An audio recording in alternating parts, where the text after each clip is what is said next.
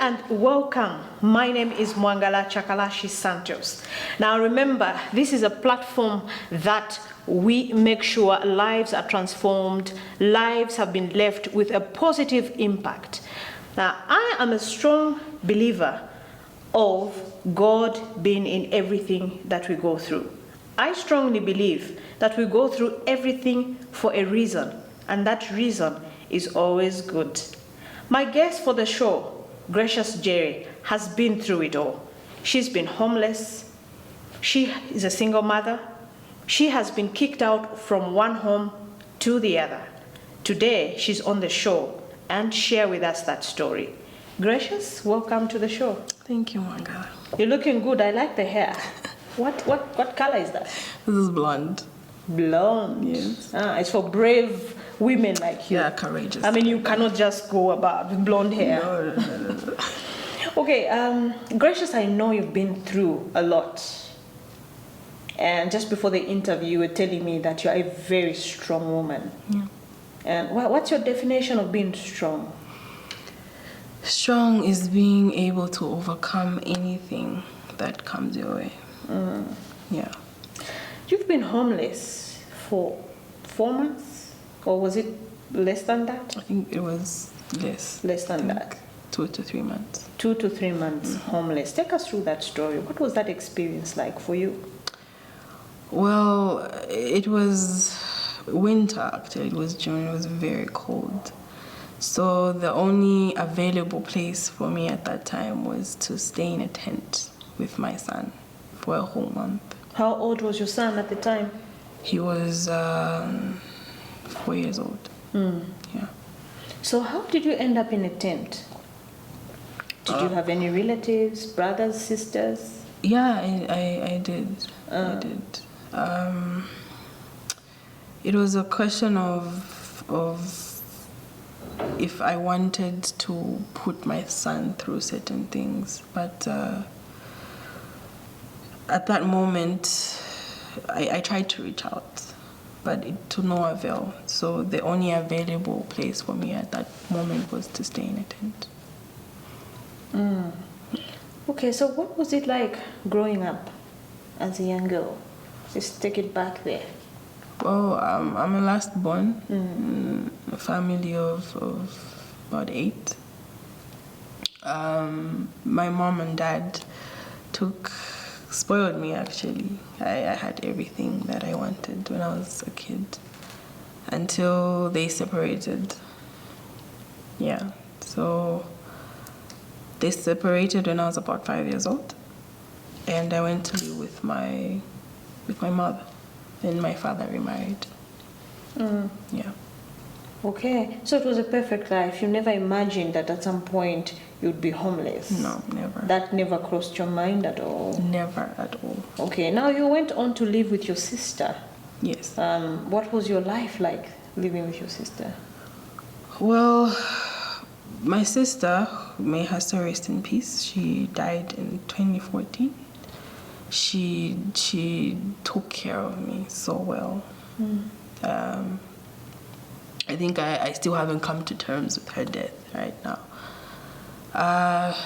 It was, I felt like she was my second mom up until her husband started to do certain things to me. I was a child. I didn't understand what that was about.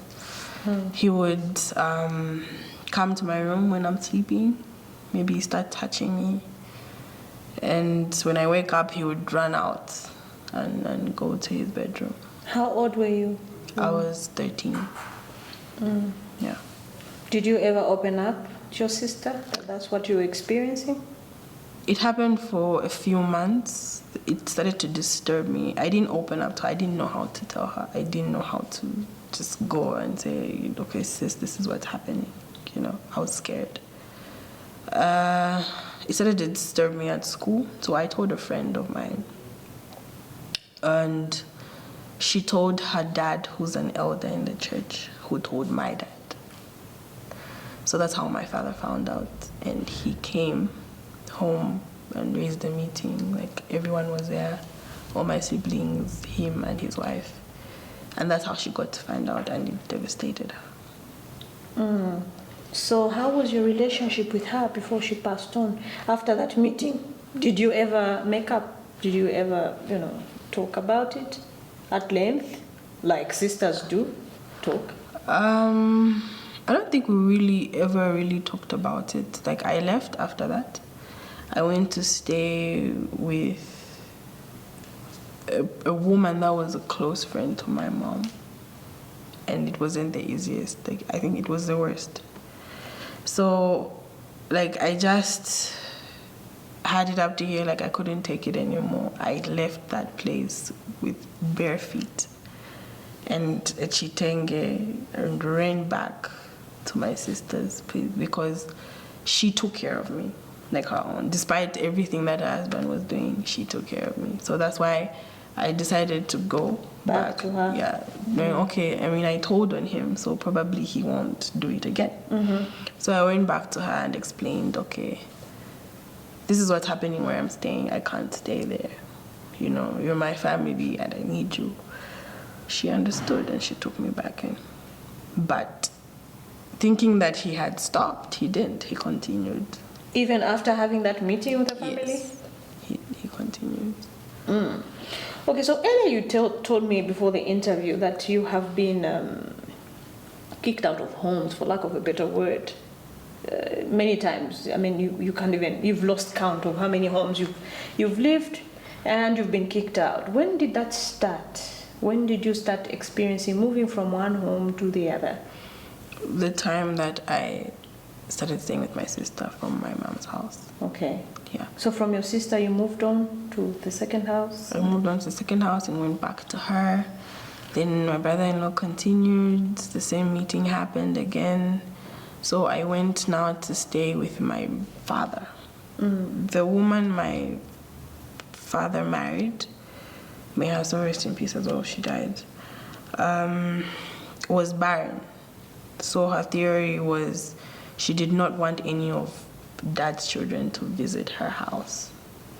So because of everything that was happening in my sister's house, she decided, okay, no, since you failed to take care of her, we're going to take her in.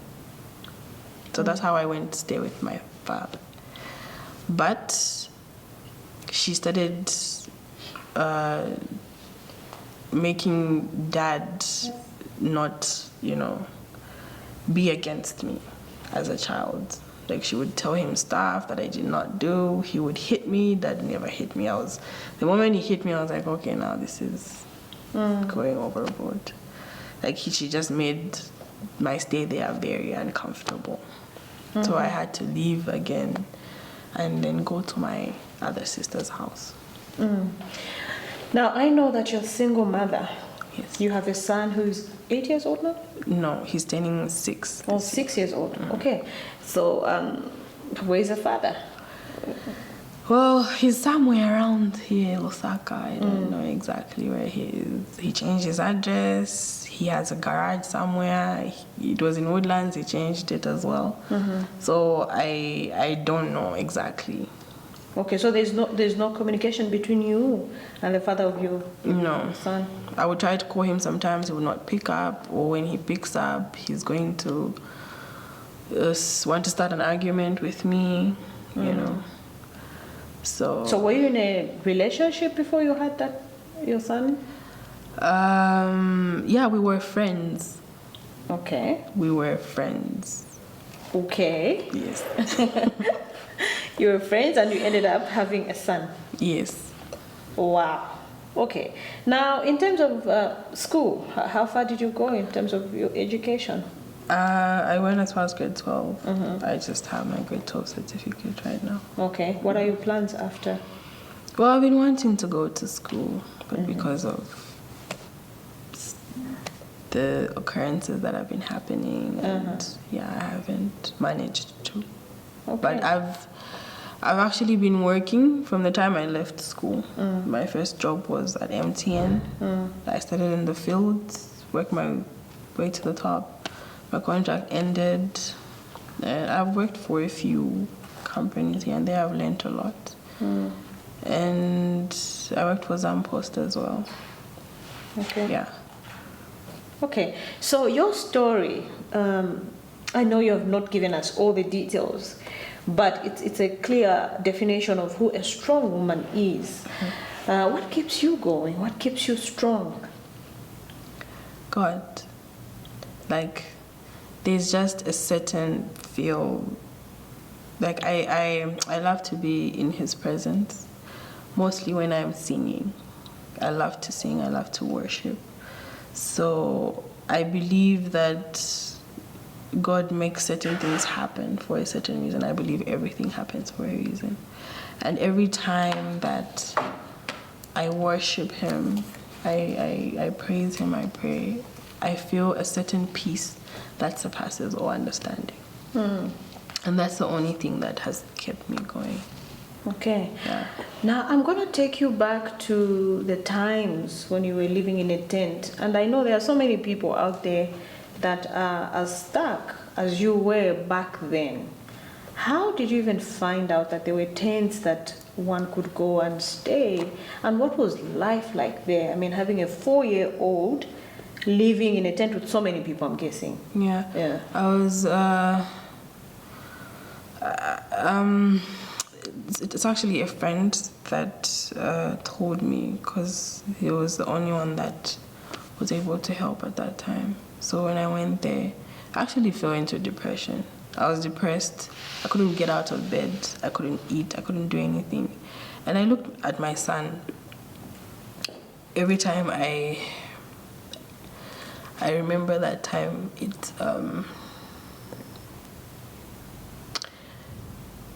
he was hungry, and I couldn't get out of bed. So he went. It's more like a boarding house setup. So there's a kitchen. He took some bread from there, and he took a bottle of mayonnaise, and then he got a knife and made himself like a sandwich, and took a cup and put water and sugar, and I could see him do all that because he didn't even eat the whole day, and that's all he could find. And I saw him, and I was like, I'm feeling like I have failed him, in so many ways. So it was a very depressing time for me. Wow. Yeah. Gracious, you're a strong woman. I know that for a fact. I mean, not a lot of people can go through what you've been and still come out strong. And I guess that's why we've brought you here today, is to inspire others, is to make them know that you can go through anything in life and come out strong. Yeah. So I know a lot of people are battling with depression, and we have so many cases of suicide amongst the young people. How did you come out of depression? Well, apart from my family, the other family that I have considered to be family is church. Like, my spiritual side of life has what really helped me go through so many things. Yeah. Because when you talk of church, they come in whenever things get hard. They become your other family. And they helped in so many ways that they could. And I think every time I just prayed, I knew that everything was going to be okay. And every time you put God in everything that you do, I promise you that, because every time you're depressed, you're hearing voices in your head to do certain things that you're not supposed to. But when you put God in it, you feel like, a weight has been lifted off your shoulders. So God is the only way to actually go through certain things like that. You just pray, read the word and pray. Okay, so what kind of relationship do you have with your son? I'm thinking you must have a very strong bond. Yeah, it's a very strong bond. He's clingy. He's always wanting to be with mom when mom is around. Yeah. What is he doing now? Is he in school? No, he's not even in school right now. What are your wishes for him? I know as parents we always have plans for our children. What would you like to see happen for your son? I want him to have everything that I never had. I want him to have the best this life has to offer. And I am willing to work hard that he gets what he needs. Because even though he's not in school right now, he's a very bright boy. I can see it. He's very smart. Yeah. Okay. Now, you told me that you had a job, and I think before the interview you were telling me that it was a complicated job that you had to leave. Would you like to talk about that? I don't think I have much to say about it, but I tried my best, really, because with the job comes personality. The only other way you can do that job, apart from anything else, it's a sales job, is your personality, and my personality is what got me to have numbers that I had to have, you know. Like, we were opening Zapid accounts for people. Like, we would go walking for long hours and asking people if they wanted to open Zapid accounts. You know, it wasn't the easiest. Like, it was quite challenging. But at some point, I managed. Okay. But just certain circumstances that just led me to leave the job. Okay. From your story, you've told me that you have brothers and sisters that are doing well. What kind of a relationship do you have with your family, your brothers, your sisters? Currently, you're living with your brother, right? Yes. What kind of a relationship do you have with them? Well, we have a good relationship. I mean, he married an awesome woman. She's very nice. She's beautiful. She's got a good heart. Like, she's just from another world. I don't know. Like, her level of tolerance to most people is just amazing. I don't understand, but she's amazing. And she's seriously taking care of us, like me and my son, and I really appreciate her. Yeah. Okay. Now, I know that you're at a better place now. Earlier, you were telling me that you'd like to use this platform to inspire. You would like to face your pain. And I'm praying, and I know that you're in the healing process, right? Yeah, I'm still in the healing. So we're going to take a short break, and when we come back, I would like you to take us through some of the things that you're doing to actually find healing and find peace in everything that you've been through. So we take a short break, and when we come back, we talk about how Gracious has managed to come out of everything she's been through to find healing and peace. Don't go away.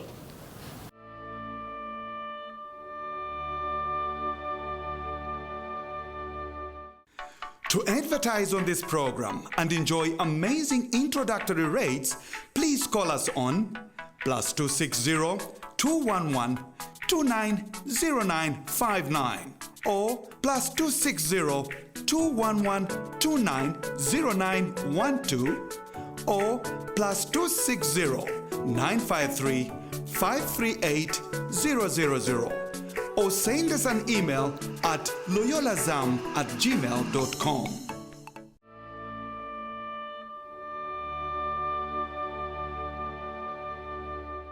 Hello and welcome back.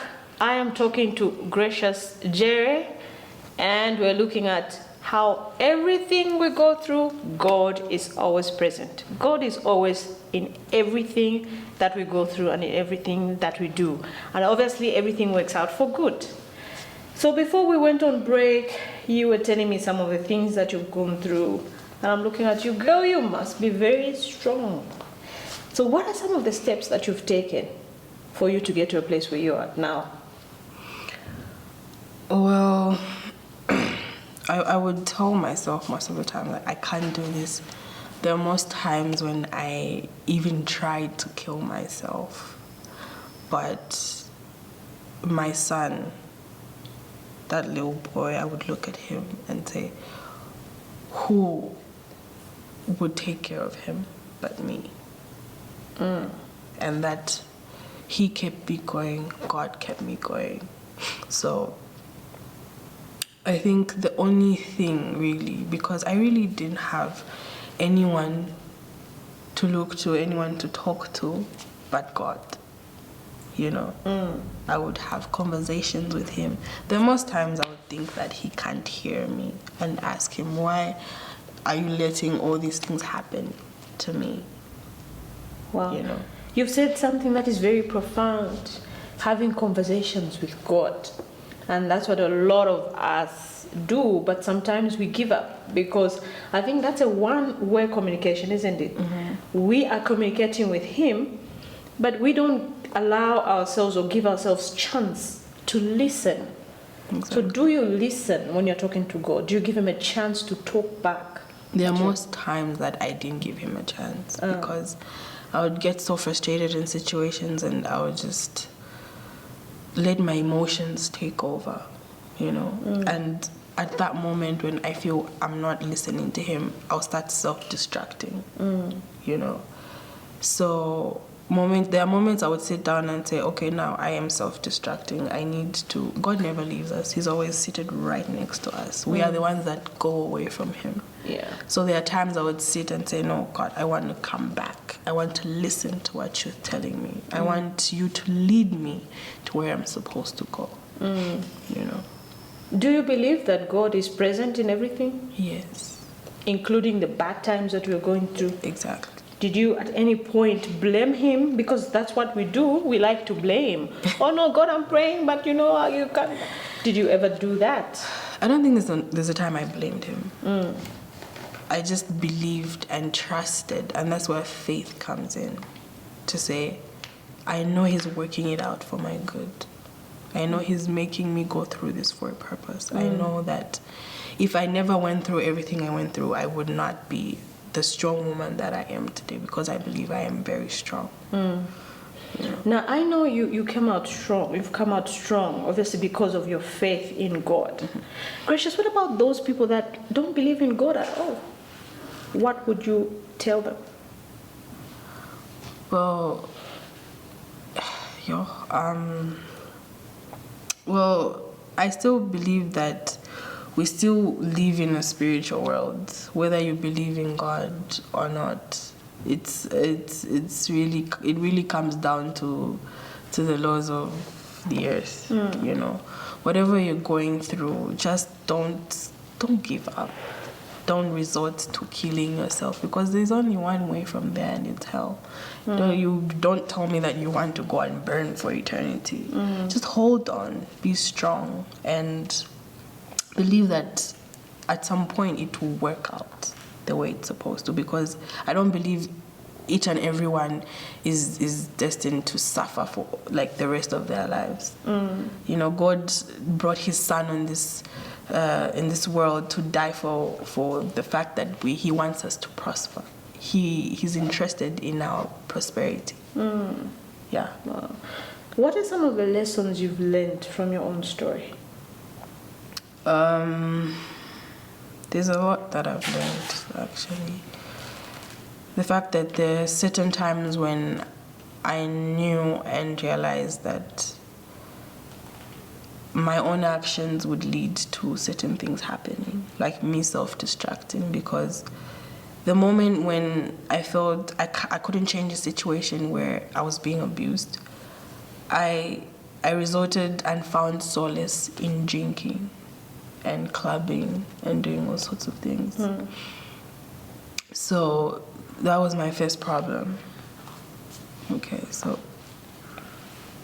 I have been battling so many times with that. Like, every time I feel everything's so hard, instead of me running to the only source I know that would help, sometimes I would just go and drink, you know.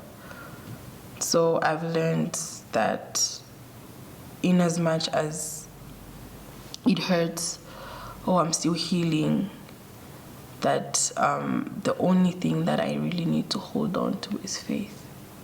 Because even as I am here now, I am not exactly where I need to be, but I'm in a place where I can say I'm at peace. Yeah. In the midst of it all, you still have found the peace. Yeah. Okay. And for that one person who is going through what you're going through and is still self-destructing, what would your message be to them? I would tell them to look within themselves, to find their weakness, to say, this is my weakness. What exactly that leads me to self-destruct? Ask God to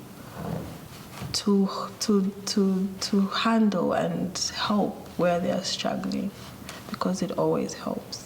Like, the moment they feel the weakness is coming in, the thing that leads them to self-destruct, just talk to the only one person that would help, which is God. Okay. Now, I know there was a time in your life that you were feeling empty. Is that still the case now? Well, there are times that I do. Okay. There are times that I do feel empty. There are times that I would look at my son still and feel that I have still failed him, because I can't give him what he needs. And that's the area in my life where I feel broken, I feel hurt, you know, because he's my pillar of strength as well. Okay, so I just want to be able to give him everything that he needs. And I somehow am not able to right now, but I am trying. Yeah. And I know you will. Yeah. Now, I know this is the first time you're sharing your story publicly. What is the outcome? What do you want to achieve from doing this? I know it's not easy to open up wounds that have been there for a very long time, and to just courageously say, I want to tell the world, this is what I went through. What do you want to achieve?